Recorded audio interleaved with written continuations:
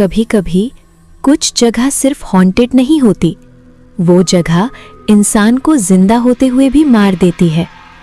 और शांति लॉज का room number 13 वही जगह थी, क्योंकि उस रात मैंने अपनी आंखों से देखा वो चीज जो इंसान नहीं हो सकती।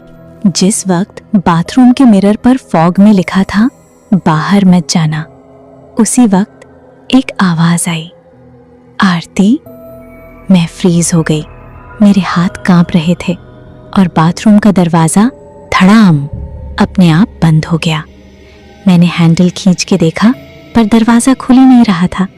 मेरी सांस तेज हो रही थी और तभी बाथरूम का बल्ब फ्लिकर हुआ, टिक टिक टिक, जैसे कोई इलेक्ट्रिसिटी के साथ खेल रहा हो।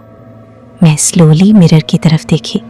मिरर में मैं खुद थी, लेकिन मेरी रिफ्लेक्शन मुझे नहीं देख रही थी, वो साइड में देख रही थी, जैसे मेरे पीछे कोई खड़ा हो। मेरा पूरा शरीर सुन पड़ गया। मैं धीरे से पीछे मुड़ के देखी, कोई नहीं। पर जैसे ही मैं वापस मिरर की तरफ देखी, मेरी रिफ्लेक्शन मुस्कुरा रही थी और मैं बिल्कुल नहीं मुस्कुरा रही थी। मैंने मिरर पर हाथ मारा और चिल्लाई, ये क्या है?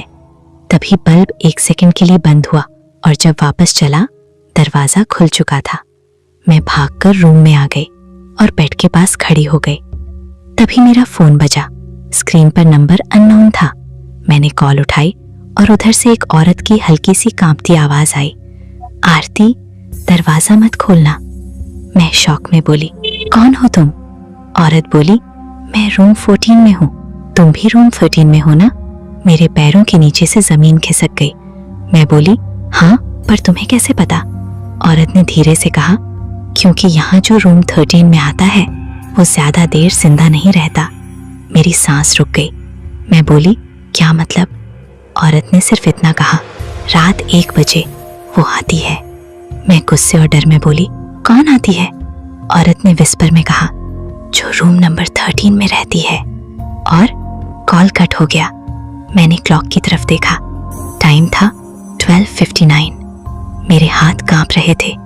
मैंने अपना बैग उठाया और सोचा मैं अभी इसी वक्त लॉट से भाग जाऊंगी।